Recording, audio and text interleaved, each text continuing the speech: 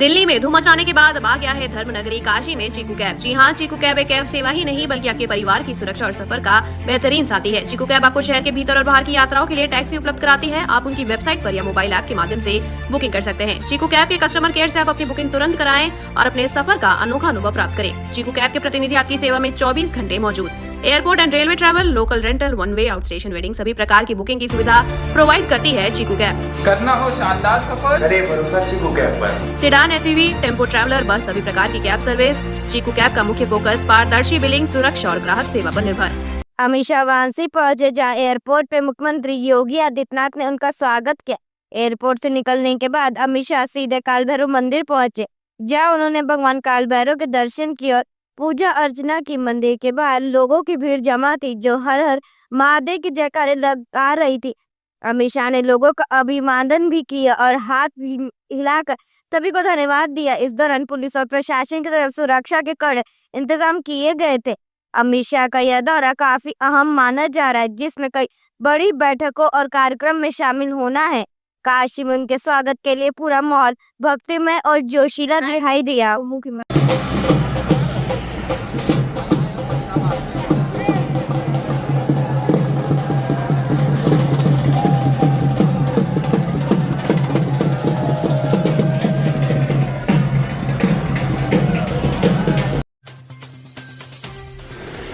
वाराणसी के लंका थाना क्षेत्र से पुलिस ने 27 वर्षों से फरार चल रहे 50,000 के इनामी अभियुक्त कल्लू सिंह उर्फ त्रिभुवन सिंह को गिरफ्तार कर लिया है। आरोपी पर 1997 में हेरिटेज अस्पताल के तत्कालीन प्रशासनिक अधिकारी विधान चंद तिवारी की गोली मारकर हत्या करने का आरोप है। इस हमले में 2 अन्य लोग घायल भी हुए थे। आरोपी हत्या के बाद से गुजरात में नाम बदलकर छिपा हुआ था।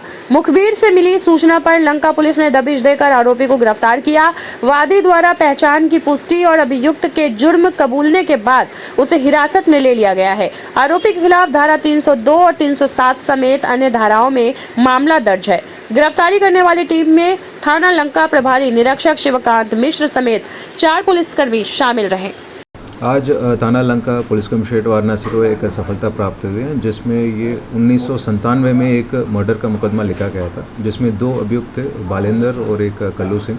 बालेंद्र को उस समय जनपद चंदौली में मुठभेड़ के दौरान इसको मारा गया था, लेकिन इसमें जो दूसरा सहयोगी था जो कल्लू सिंह है, वो उन्होंने यहाँ से वाराणसी फरार होकर ये गुजरात में अपना पहचान छुपा के वहाँ सिक्योरिटी के रूप में काम कर रहा था। और 27 वर्ष के बाद इसको एक जानकारी के अनुसार हमारा टीम लंका का टीम गुजरात में जाके इसको ले आए। यहाँ से वादी मुकदमा से पहचान करने के बाद इसको आज गिरफ्तार करके जेल भेजा जा रहा है। उल्लेखनीय बात है ये कि इसके विरुद्ध पूर्व से ही 50,000 रुपये के इनाम घोषित किया गया था। और ये उस समय 1997 में उस समय हेरिटेज हॉस्पिटल के तत्कालीन प्रशासनिक अधिकारी हैं, उनको गोली मार के हत्या करने के आरोप में आज इसको गिरफ्तार करके जेल भेजा जा रहा है। और इनका क्रिमिनल हिस्ट्री है 2097 का 2 मुकदमा है, एक मर्डर का मुकदमा है और अटेम्प्ट टू मर्डर का मुकदमा, 2 मुकदमा पंजीकृत हुए। और इसका जो सहयोगी था बालेंद्र, उसके विरुद्ध विभिन्न मुकदमा लिखा गया था और ये पेशावर अपराधी भी रहा और उसको जनपद चंदौली में मुठभेड़ के दौरान मारा भी गया था।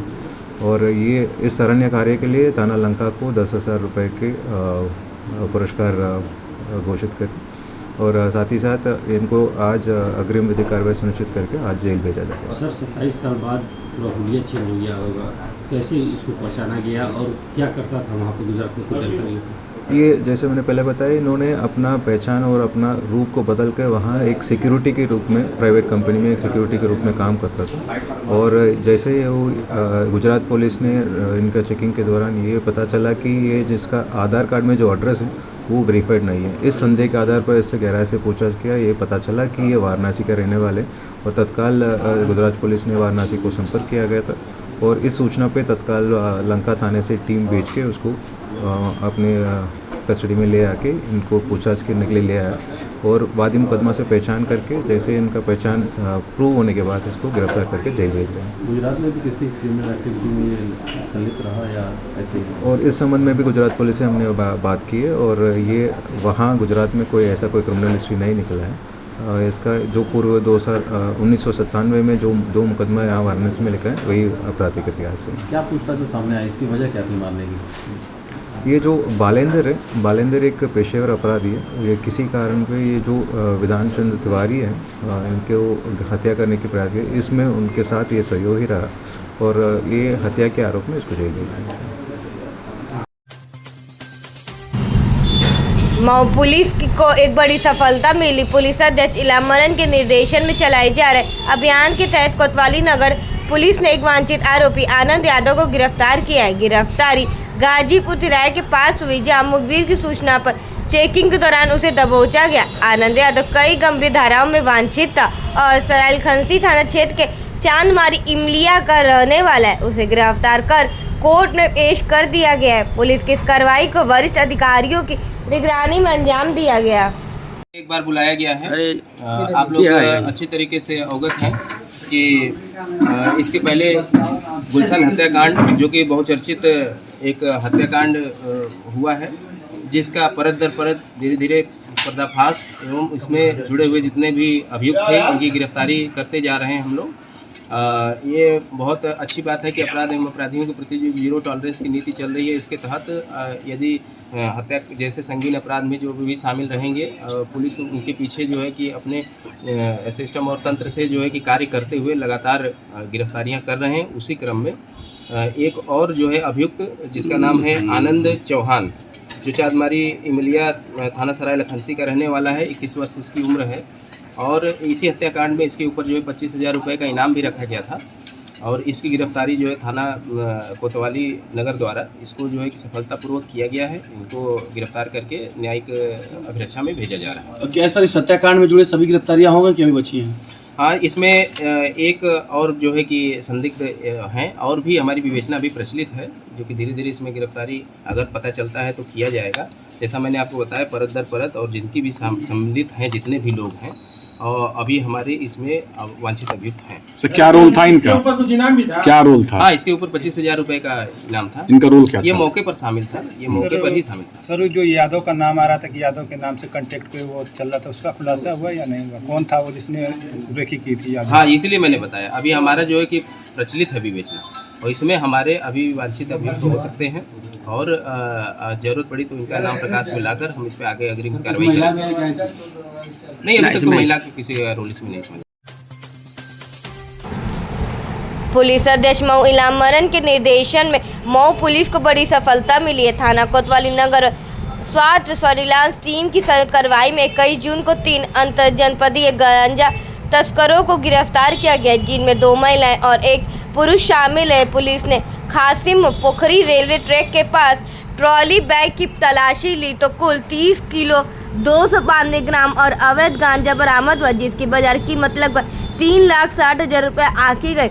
गिरफ्तार आरोपियों में असम के उरलगुड़ी जिले के मिथुन सिंघा और बसंती सिंघा के साथ बलिया निवासी प्रियंका श्रीवास्तव शामिल है। प्रियंका पर इससे पहले भी NDPC एक्ट के तहत मामला दर्ज है। पुलिस ने आरोपी के खिलाफ NDPC एक्ट की धारा 8/20 में मुकदमा दर्ज कर न्यायालय पेश कर दिया। इस कार्रवाई में स्वाट और थाना कोतवाली नगर की संयुक्त टीम की अहम भूमिका रही।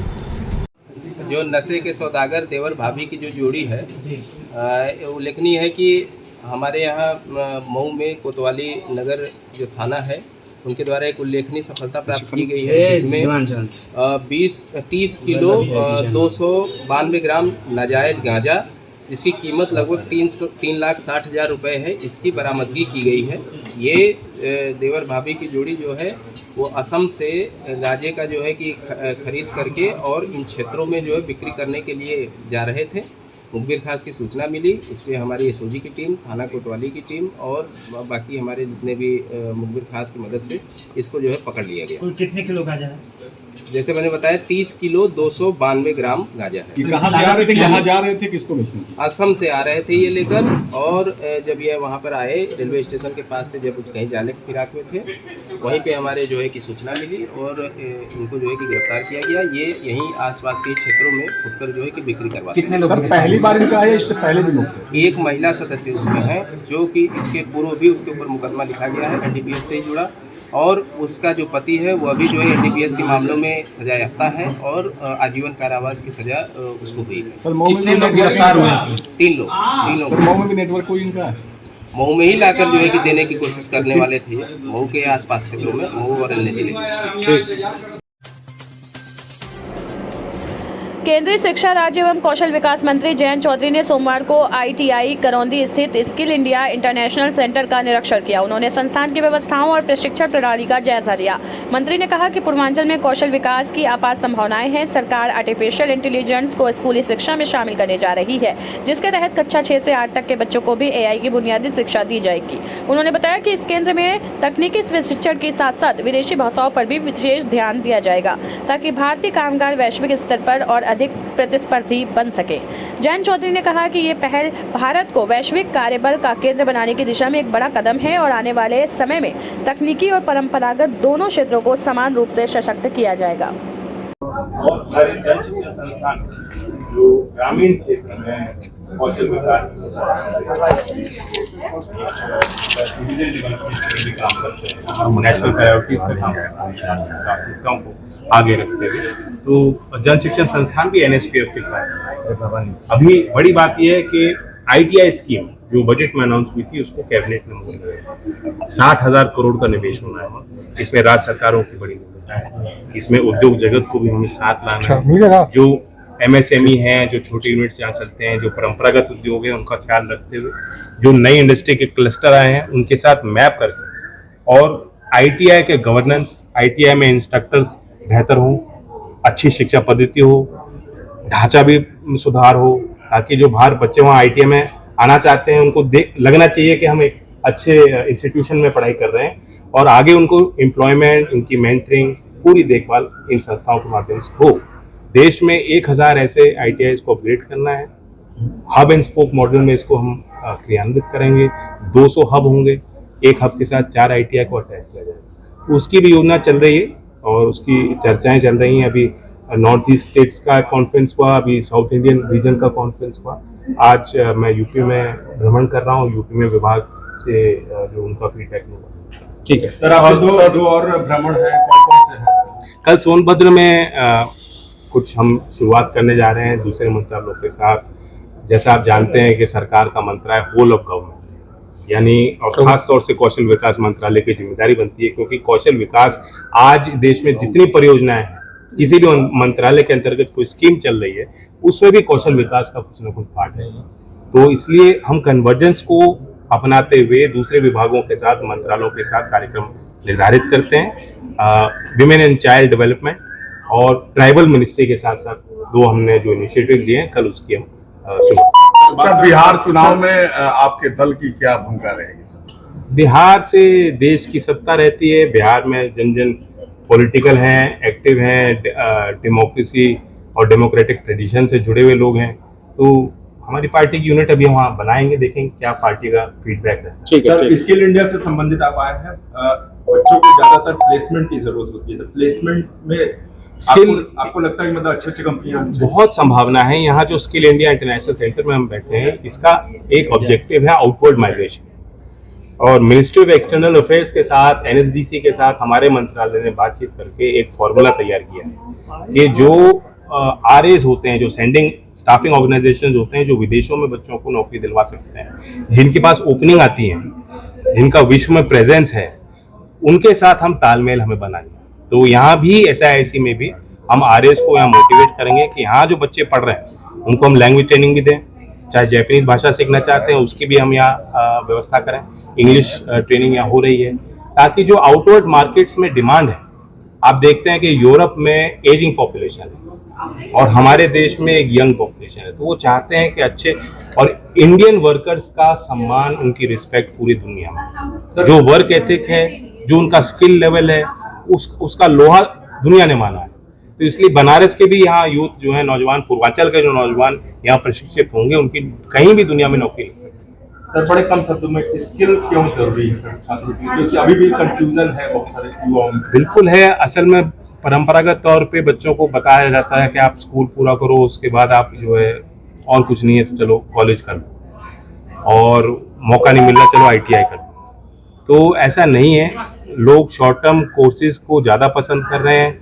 इंडस्ट्री बहुत तेज़ी से बदल रही है, इंडस्ट्री की रिक्वायरमेंट कुछ और है, और हमारे जो परंपरागत शिक्षा की व्यवस्था है उससे हम कुछ और बच्चों को सिखाते आए, उसमें भी व्यापक तौर पे परिवर्तन हो रहा है। राष्ट्रीय शिक्षा नीति ने कौशल और शिक्षा को दोनों को साथ में जोड़ा है। ये दोनों एक अंग हैं, इनको अलग नहीं देखना चाहिए। और हाल में ही हम 15 तारीख को भी AI के क्षेत्र में फ्यूचर स्किल्स में एक बड़ा कदम उठाने जा रहे हैं। स्किलिंग फॉर AI रेडीनेस का कार्यक्रम 6ठी कक्षा से 12वीं कक्षा में स्कूल जाते बच्चों को मौका देंगे कि आर्टिफिशियल इंटेलिजेंस को समझें और प्रशिक्षित हों। Thank you. वाराणसी के काशी हिंदू विश्वविद्यालय में आज ABVP कार्यकर्ताओं ने केरल में अपने कार्यकर्ताओं पर हुए हमले के विरोध में जोरदार प्रदर्शन किया। बेचू के सिंह द्वार पर केरल सरकार और वामपंथी छात्र संगठन SFI का पुतला फूका गया। प्रदर्शन के दौरान केरल सरकार मुर्दाबाद और वामपंथियों की शर्म करो जैसे नारे लगाए गए। ABVP काशी प्रांत के प्रांत मंत्री अभय प्रताप सिंह ने आरोप लगाया कि केरल सरकार की शय पर SFI के गुंडों ने PM SHRI योजना की मांग कर रहे छात्रों पर हमला किया। इकाई अध्यक्ष प्रशांत राय ने इसे शिक्षा विरोधी सोच बताया और दोषियों पर कड़ी कार्रवाई की मांग की। प्रदर्शन में ओमकार शास्त्री, अभिषेक, समीर श्रीवास्तव, अंकित यादव समेत बड़ी संख्या में कार्यकर्ता शामिल रहे। जिंदाबाद जिंदाबाद वामपंथी मुर्दाबाद मुर्दाबाद मुर्दाबाद। मेरा नाम अभय प्रताप सिंह है। मैं काशी हिंदू विश्वविद्यालय का शोध छात्र और अखिल भारतीय विद्यार्थी परिषद का प्रांत मंत्री हूँ। किस तरह का देखिए, अखिल भारतीय विद्यार्थी परिषद देश भर में शिक्षा के सुदृढ़ीकरण के काम करती है और शिक्षा के क्षेत्र में विद्यार्थियों की आवाज़ को लगातार अखिल भारतीय विद्यार्थी परिषद सकारात्मक ढंग से उठाती है।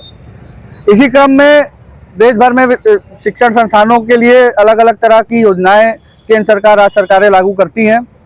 इसमें देखा गया कि केरल में PM श्री योजना, जो कि केंद्र सरकार की एक योजना है, उसको लागू नहीं किया जा रहा था, जिसके लेकर विद्यार्थी परिषद लगातार केरल की सरकार से मांग कर रही थी। पत्र भेजे जा रहे थे, वहां पर तमाम प्रकार से शांतिपूर्वक तरीके से विद्यार्थी परिषद के कार्यकर्ता उस केरल की वामपंथी सरकार से उनसे मांग कर रहे थे PM श्री योजना को केरल में भी लागू किया जाए। परंतु ऐसा देखा गया कि लगातार अखिल भारतीय विद्यार्थी परिषद के कार्यकर्ताओं को दबाव बनाया जाता, उन पर हमले किए जाए, तो उनको हिरासत में लिया जा रहा था। इसी क्रम में पिछले कल अखिल भारतीय विद्यार्थी परिषद के प्रदेश मंत्री ईश्वर सरैया पर केरल की सरकार की शय पर SFI, जो कि एक वामपंथी छात्र संगठन है, उसके गुंडों द्वारा हमला किया गया। और उन पर हमला मात्र इसलिए किया गया क्योंकि वो केरल में एक योजना को लागू करने की, PM श्री योजना को लागू करने की शांतिपूर्वक मांग कर रहे थे। इसी के विरोध में आज काशी हिंदू विश्वविद्यालय में अखिल भारतीय विद्यार्थी परिषद द्वारा केरल सरकार और वामपंथी छात्र संगठन SFI student federation of India का पुतला फूका गया है। और यहाँ से काशी हिंदू विश्वविद्यालय से हम यह संदेश देते हैं कि वामपंथी जो भी हैं, जिस भी संगठन के हैं, वह इस गफलत में ना रहें कि वह जहाँ पर संख्या में है वहाँ पर छात्रों की आवाज़ों को दबा सकते हैं। जब छात्रों के हितों की बात आएगी तो पूरे देश के छात्र अखिल भारतीय विद्यार्थी परिषद के नेतृत्व में एक साथ होकर छात्रों के हितों की लड़ाई लड़ेंगे। और यह तो अभी शुरुआत है। अगर केरल सरकार लगातार ऐसी दमनकारी नीतियां अपनाती है तो उसकी ईंट से ईंट बजाने का काम आने वाले समय में अखिल भारतीय विद्यार्थी परिषद करेगी। नैपुरा कला गांव के करीब 50 घर वाले पिछले 4 महीने से सीवर के गंभीर समस्या से जूझ रहे हैं। ग्रामीणों का आरोप है कि शिकायत करने पर ग्राम प्रधान ने नाले की पाइप सड़क पर ही फेंक दी, जिससे आवाजाही में और परेशानी बढ़ गई है। ग्रामीण जामवंत यादव ने बताया कि नैपुरा कला रोड के लिए ग्राम पंचायत खाते में 1,42,544 पास हो चुके हैं, फिर भी कोई काम शुरू नहीं हुआ। जल भराव और मच्छरों के प्रकोप से लोग बीमार हो रहे हैं। ग्रामीणों ने ग्राम प्रधान रेखा यादव और उच्च अधिकारियों से मांग की है कि जल्द सीवर लाइन का कार्य पूरा कराया जाए। मौके पर मौजूद जामवंत यादव, राजेश कुमार उर्फ लल्लू, मनोज कुमार, मनीष कुमार गौतम, किशन कनौजिया आदि मौजूद रहे।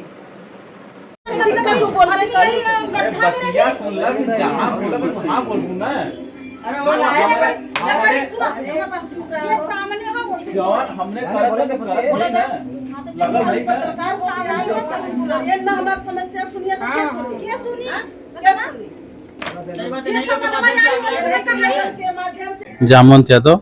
कहाँ रहते हैं जम्मू? यही ग्राम पंचायत नैपुरा कला में। क्या समस्या है आपको? समस्या ये है कि ये 4 महीने से ये पाइप लगाकर छोड़ा गया था और बार बार ग्राम प्रधान पति को कहते लोग गांव वाले थक गए हैं, लेकिन कोई सुनवाई नहीं हो रहा है।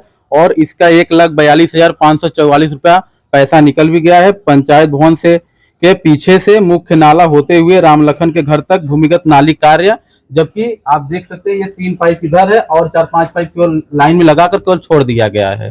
तो प्रधान जी क्यों कार्य नहीं करवा रहे? और प्रधान जी पता नहीं क्यों नहीं कार्य करवा रहे थे, जबकि वो वोट लिए है विकास के लिए, वो विकास करे, लेकिन वो केवल अपनी निजी जेब में भर रहे हैं। तो आप लोग जाके प्रधान जी से मिले थे इस बाबत? सभी गांव वाले लोग मिल चुके हैं, 3 बार 4 बार लोग जा चुके हैं।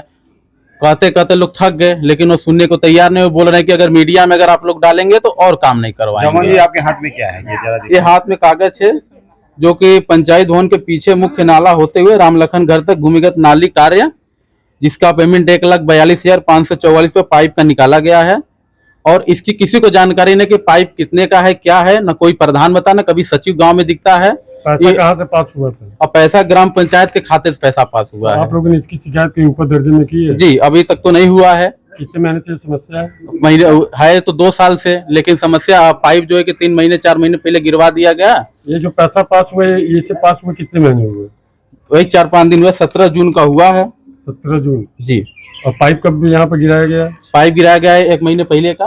तो ये आप डीएम क्या क्यों नहीं 3 महीने शिकायत करने? 3 महीने पहले गिरा हुआ। शिकायत करने आप लोग डीएम क्या क्यों नहीं गए? गांव वाले नहीं गए, सोचे ग्राम प्रधान से हो जाएगा। ग्राम प्रधान तो काम नहीं कर रहा है, तो आगे आपकी कार्रवाई क्या होगी? अब आगे वही वाराणसी जिलाधिकारी को जाकर इसका हम लोग ज्ञापन देंगे। जामन जी कितने परिवार इस रोड से सफर करते हैं? कम से कम 50 मकान होगा यहाँ पे, और ये गांव का छोटा सा मुख्य रोड भी है। हमारे चैनल के माध्यम से जो भी अधिकारी चैनल को देखेंगे उनसे कुछ कहना चाहेंगे? उनसे यही कहना चाहेंगे कि विकास के नाम पे पैसा न निकाले, गांव का पैसा है, गांव का पैसा गांव में ही लगाए और अपना गांव जो है बेहतर बने। इसकी कोई जांच पड़ताल करवाना चाहते हैं? जी बिल्कुल, अभी करवाएंगे। इसका जो है कि विज्ञापन हम देकर डीएम साहब से बोलेंगे कि जो उचित कार्रवाई हो, वो जो इसके ऊपर दोषी है वो कार्रवाई करे। आपके यहाँ के प्रधान जो उनका नाम क्या है? रेखा देवी। काशी हिंदू विश्वविद्यालय के पर्वतारोहण केंद्र का 13 सदस्यीय छात्र छात्राओं का दल हिमाचल प्रदेश स्थित माउंट मून पीक अभियान के लिए 23 जून 2025 को रवाना हुआ। विश्वविद्यालय के कुल सचिव प्रोफेसर अरुण कुमार सिंह ने हरी झंडी दिखाकर टीम को रवाना किया। इस अवसर पर छात्र अधिष्ठाता प्रोफेसर अनुपम कुमार नेमा और मालवी भवन के मानित निदेशक प्रोफेसर राजाराम शुक्ल ने दल को शुभकामनाएं दी। प्रभारी प्रोफेसर अनिल कुमार सिंह ने बताया कि ये दल प्रशिक्षकों श्री राम बलराम यादव और श्री शिव नारायण यादव के नेतृत्व में धर्मशाला से आरोहण की शुरुआत करेगा। यात्रा धर्मशाला, मैकलोडगंज, त्रिउंड और लाका ग्लेशियर होते हुए 129 फीट ऊंचे माउंट मून पीक तक जाएगी। दल ने 2 माह का कठोर प्रशिक्षण पूरा किया है और ये 3 जुलाई 2025 को वाराणसी वापस लौटेगा। मुख्य दल सदस्य leader Sakshi Kumari, deputy leader Sachin Kumar, quarter master Harsh Gupta, Poonam Saini, medical officer Neelam Kumari, अन्य सदस्य गोलू सिंह, हिमांशु सिंह, शिवांश चौरसिया, ओजस्विनी सिरके, अभिषेक तोमर, विभा कुमारी, प्रशिक्षक श्री बलराम यादव एवं श्री शिव नारायण यादव। मैं अनुपम कुमार नेमा, छात्र अधिष्ठाता काशी हिंदू विश्वविद्यालय। बहुत ही बढ़िया ये कदम उठाया जा रहा है और बच्चे जा रहे हैं, की तरफ से क्या कहेंगे? काशी हिंदू विश्वविद्यालय का जो पर्वतारोहण केंद्र है, ये हर वर्ष एक आयोजन करता है और इसमें ये दो स्तरों में विद्यार्थियों का सिलेक्शन होता है। एक प्रारंभिक जो हमारा इस तरह का पर्वतारोहण होता है वो हम लोग बरकछा में या और छोटी पीक्स पे ले जाते हैं, और उसमें से ही ये 12 बच्चों का चयन हुआ है जो कि माउंट मून हिमाचल प्रदेश में जा रहे हैं, जो कि जैसे कि बताया गया ये 16,000 फीट की ऊंचाई पर स्थित है। 16,000 फीट की ऊंचाई है, बच्चे जा रहे हैं, तो सर अगर बात की जाए कि इन लोगों के लिए क्या देख रहे थे, क्या व्यवस्था की? इन लोगों के लिए जब ये चढ़ाई शुरू करेंगे तो वहाँ से एक और दल इनके साथ रहेगा जो कि इनकी सभी व्यवस्थाओं को देखेगा। उसमें पोर्टर कहलाते हैं जो इनका सामान ले जाने के लिए इनके कैंप की व्यवस्था करेगा। खाने पीने का जो सामान होगा वो वहाँ पे लेके इनके साथ इनको अकम्पनीट करेगा, जो कि इनको चोटी तक ले जाएगा। सर कुछ खास तरह का मैसेज देना चाहेंगे? ये निश्चित रूप से देखिए, ये एक अलग तरह का काशी हिंदू विश्वविद्यालय एकमात्र विश्वविद्यालय है जहाँ पे इस तरह की गतिविधियाँ होती हैं पर्वतारोहण से। पूरे देश में एकमात्र विश्वविद्यालय है और हमारे बच्चे ये जाते हैं। निश्चित रूप से ये दोनों तरह का है कि वहाँ पे अपना काशी हिंदू विश्वविद्यालय का संदेश देते हैं, काशी हिंदू विश्वविद्यालय के बारे में छात्र छात्राएं वहाँ के लोगों को परिचित कराते हैं, और निश्चित रूप से वहाँ के इस कड़े मौसम में कड़ी कठिनाइयों के बीच में बहुत कुछ ये सीख के आते हैं जैसे कि कैसे एक रह के कैसे विपरीत परिस्थितियों में काम किया जाए, उस तरह से करते हैं। और आप देखेंगे कि इसमें हमारे 6 छात्राएं भी हैं जिन्होंने बहुत ही मनोबल के साथ ये ऊपर जा रहे हैं, पढ़ाई करने जा रही हैं, और उनको लगातार 1.5 से 2 महीने की एक कड़ी ट्रेनिंग काशी हिंदू विश्वविद्यालय में दी गई है, जो कि इस तरह की विपरीत परिस्थितियों का ये सामना कर सके। वाराणसी में भारतीय जनसंघ के संस्थापक डॉक्टर श्यामा प्रसाद मुखर्जी के बलिदान दिवस पर वाराणसी में उनके व्यक्तित्व और कृतित्व पर आधारित संगोष्ठी का आयोजन किया गया। कार्यक्रम के मुख्य वक्ता पूर्व केंद्रीय मंत्री डॉक्टर महेंद्र नाथ पांडे कहा कि श्यामा प्रसाद मुखर्जी ने देश की एकता के लिए अपना बलिदान दिया और एक देश में 2 विधान नहीं चलेगा का नारा देकर राष्ट्र को दिशा दी। उन्होंने कहा कि आज भारत जिस विकास पथ पर अग्रसर है, उसमें मुखर्जी की सोच और आदर्शों का अहम योगदान है। संगोष्ठी में बड़ी संख्या में भाजपा कार्यकर्ता और स्थानीय नागरिक उपस्थित रहे।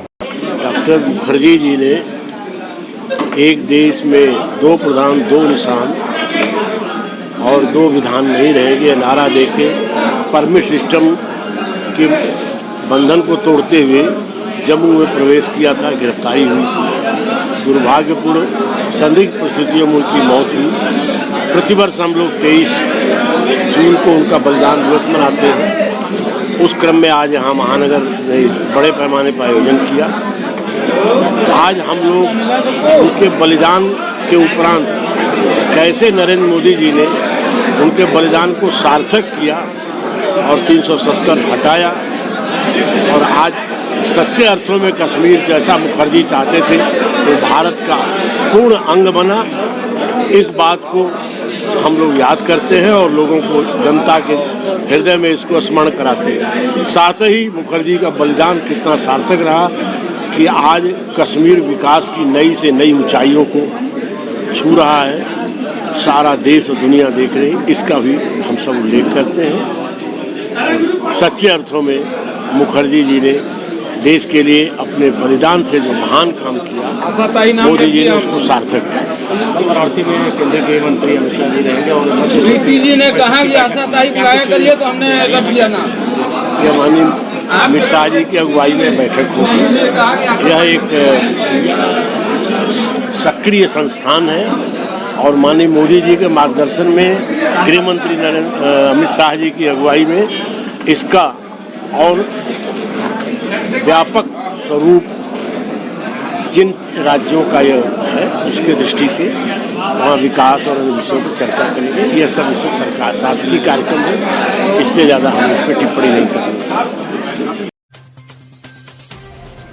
भारतीय सेना द्वारा ऑपरेशन सिंदूर में आतंकियों को निशाना बनाए जाने के बाद वैश्विक मंच पर भारत का पक्ष मजबूती से रखने वाले घोसी सांसद राजीव राय का प्रथम आगमन पर जोरदार स्वागत हुआ।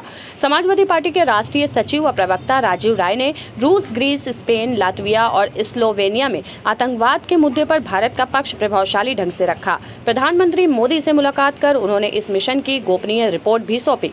राजीव राय ने कहा कि ये सम्मान मेरा नहीं, पूरे घोसी का है। हम घोसी की खोई पहचान को राष्ट्रीय और अंतर्राष्ट्रीय मंच पर फिर से स्थापित कर रहे हैं। अमेरिका द्वारा भारत पाक मध्यस्थता के प्रयासों पर कटाक्ष करते हुए उन्होंने कहा कि अमेरिका को ईरान पर हमले से पहले अपने ही मापदंडों की समीक्षा करनी चाहिए।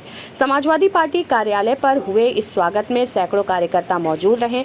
मुख्य रूप से दूधनाथ यादव, अल्ताफ अंसारी, शिव प्रताप यादव, मुन्ना, शैलेंद्र यादव, साधु, हाजी इरफान, देवनाथ यादव समेत कई नेता और समर्थक शामिल थे। सर्वोपरि के भाव से गए थे, जो जिम्मेदारी माननीय राष्ट्रीय अध्यक्ष जी के आशीर्वाद से मिली थी, उस जिम्मेदारी का पक्के समाजवादी सिपाही की तरफ जो नेताजी सिखाए थे उसी के कदमों पर चलते हुए हमने पूरा किया।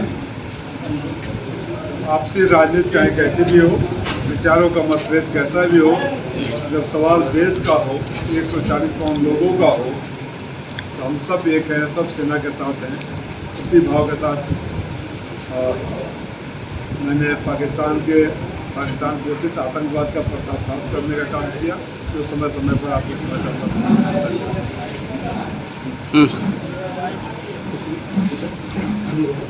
सर महेंद्र राजभर को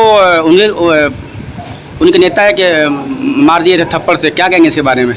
इस तरह की घटिया राजनीति, गाली गलौज करने की राजनीति, मारपीट करने की राजनीति, देखिए मऊ का एक बहुत अच्छा संस्कार रहा है, शायद ही बहुत कम जगह में मिलेंगे। हम यहाँ कई पार्टियों के हैं, चाहे समाजवादी की सरकार रही हो, भाजपा की सरकार रही हो, किसी की भी सरकार रही हो, कम से कम व्यक्तिगत रूप से एक दूसरे का सबने हमेशा सम्मान किया है। कुछ लोग आए हैं जिनकी भाषा या तो गाली गलौज से है या तो मारपीट से है, ऐसे लोगों का जवाब समाज ने ही दिया है, समाज युवक आने पर फिर देगा। अब्बास अंसारी की सीट को लेकर क्या कहेंगे सर? क्या कहें, मऊ में उपचुनाव की जो तैयारियां हैं वो प्रशासन जोरों पे है। क्या लगता है आपको कि यहाँ पे अगर उपचुनाव होता है तो समाजवादी पार्टी किसको उम्मीदवार बनाएगी और क्या स्थिति रहेगी समाजवादी पार्टी की? अभी मामला न्यायालय में है, उपचुनाव की घोषणा नहीं हुई है। उपचुनाव की घोषणा होगी, जो भी समाजवादी पार्टी का प्रत्याशी आएगा ऑलरेडी अखिलेश यादव जी के आशीर्वाद से आएगा और हम सब मिलकर उसको फिर ऐतिहासिक रूप से जिताएंगे। जैसे मैं जिताता वैसे ही आने वाले जो भी प्रत्याशी होंगे। सरकारी एक तरफ देखा जा रहा है कि सरकारी जो शराब की दुकानें हैं वो लगातार खुलती जा रही हैं और दूसरी तरफ जो सरकारी विद्यालय हैं उन्हें बंद करने की स्थिति में पहुंच रहे हैं, यानी कि मर्ज किए जा रहे हैं। इसको कैसे देखते हैं आप? इस सरकार की नीति रही है कि फ्री डाटा महंगा आटा करके बच्चों को उलझाया रहे और व्हाट्सएप यूनिवर्सिटी के ज्ञान देते रहे। उनको इस बात से हमेशा डर बना रहता है कि बच्चे उत्तर प्रदेश के लड़के पढ़ लिख कर शिक्षित हो जाएंगे तो उनकी कुकर्मों का पर्दाफाश करेंगे, उनके झूठ का पर्दाफाश करेंगे, उनसे सवाल करेंगे। इस डर से विद्यालयों को बंद करना और शराब की दुकानें खोलना ये अपने आप में इनके संस्कार को दर्शाता है। उत्तर प्रदेश के मतदाता इसे देख भी रहे हैं और जो मदिरालय और पैसे के बल पर सत्ता में रहना चाहते हैं उनको वापस भेज देगी सरकार। 27 में जो सरकार बनेगी समाजवादी पार्टी की रहेगी और जो भी उत्तर प्रदेश के लोगों के साथ अन्याय हुआ है, केंद्र में बनेगी तो अग्निवीर वापस होगा, उत्तर प्रदेश में बनेगी तो शिक्षकों की बहाली भी होगी, स्कूलों की बहाली भी। महेंद्र राजभर को जब थप्पड़ मारा गया वो मामला जब सामने आया तो उसमें आपका भी नाम आया कि ये सब अखिलेश यादव और राजीव राय हैं, ये पैसा देकर के ओम प्रकाश राजभर ने आरोप लगाया कि ये पैसा देकर के उस व्यक्ति से गंभीरता लेते हो जिसने अपने बाप तक को नहीं छोड़ा हो, जिसने जिस सरकार में बैठे उनके मुखिया तक को नहीं छोड़ा हो, कब किसको गाली दी है, कब क्या किया, आप सब आप ही लोगों के माध्यम से। तो कैसे व्यक्ति को अभी भी आप उनके बातों को तरजीह दे रहे हैं? आपके पास है ना, आपके लाइब्रेरी में होगा ना कि कैसे आदरणीय मोदी जी को गाली दिया गया, अमित शाह को गाली दिया गया, योगी जी को गाली दिया गया, महेंद्र पांडे को गाली दिया गया, वहीं फिर हैं।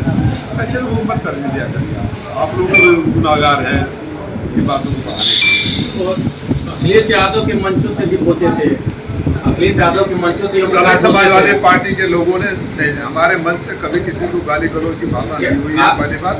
दूसरी बात, आप यही आपके साथ में भी आए थे, राष्ट्रीय अध्यक्ष जी हमें स्वीकार किया है कि हम कभी किसी से गाली दिलवाएंगे। लेकिन गाली का जवाब तो कुछ दिन पहले को में गाली दिया गया था, उसका जवाब हमें भी देना आता है, लेकिन हम कुछ बातें जनता को बस होता है। भविष्य में ओम प्रकाश राजभर से गठबंधन होगा आप लोग पार्टी का? मुझे नहीं लगता है। विदेश से लौटने के बाद अपने कार्यकर्ता को क्या संदेश देना चाहते हैं? मेरे भरोसे के मालिकों ने जो ऐतिहासिक आशीर्वाद देकर मुझे दिल्ली के सदन में भेजा। मैं चुनावों में कहा करता था कि अगर आपका आशीर्वाद मिलेगा तो जो 25 सालों से आपकी आवाज़ हो गई है तो सदन में गूंजेगी। मुझे खुशी इस बात की है कि न सिर्फ सदन में बल्कि इंग्लैंड से लेकर बाकी 5 देशों में जहाँ भी गया था हर जगह लगा के घोषी का सांसद आया है, आपकी आवाज़ सुनी जाए। मैंने अपने मतदाताओं, अपने मालिकों से कहा, अपने कार्यकर्ताओं से कहा कि छोटी छोटी बातों को भूल कर 27 में ऐसी सरकार बना दो कि जहाँ भी जाओ, चाहे घोषी नहीं प्रदेश के किसी भी कोने में जाओ, अगर कह दो कि हम घोषी से आए हैं तो अधिकारी खड़ा होकर काम करे। जिस तरह से हमारे मऊ में अधिकारी दंड हो गए हैं, कोई लगाम नहीं है, कोई सुनवाई नहीं है, ये हाल नहीं रहेगा मऊ में न पूरे प्रदेश में। आप लोग आतंकवाद के, पाकिस्तानी आतंकवाद में वैश्विक स्तर पर बातें की है, सब कुछ रखा, लेकिन उधर अमेरिका पाकिस्तान के पक्ष में लगातार बात कर रहा है। क्या लग रहा है कि आप लोग प्रभावी रूप से बात नहीं रख पा रहे हैं अंतर्राष्ट्रीय स्तर पर? अच्छा, मैंने पहले भी सदन में कहा था कि इसका जवाब तो ओबामा मेरा लंगोटिया यार और अब की बार ट्रम्प सरकार वाले भी देंगे। पहले भी कहा था कि अगर चाहते हैं कि विषम परिस्थिति आ जाए, मुसीबत आ जाए, तो विपक्ष के सांसदों को या सत्ता पक्ष के सांसदों को 4-5 देशों में 4-5 घंटे के लिए भेज देंगे और प्रभावी हो जाएगा। तो फिर विदेश मंत्रालय बंद कर दीजिए, विदेश विभाग बंद कर दीजिए, एम्बेसी बंद कर दीजिए, हम जिम्मेवारी लेते हैं, दे दीजिए हमें जिम्मेवारी। जनता जिस दिन हमें जिम्मेदारी देगी उस दिन हम देख करके दिखाएंगे किस तरह हिंदुस्तान का व्यवस्था है। क्या लगता है वैश्विक स्तर पर हिंदुस्तान की सरकार अपनी बात नहीं रख पा रही? ये तो आप भी जानते हैं, सच तो आप भी जानते हैं। अगर आपकी आवाज़ कहीं नहीं आ रही है तो सच तो आपको भी पता है, देश को पता है, कहने की कोई बात थोड़ा है।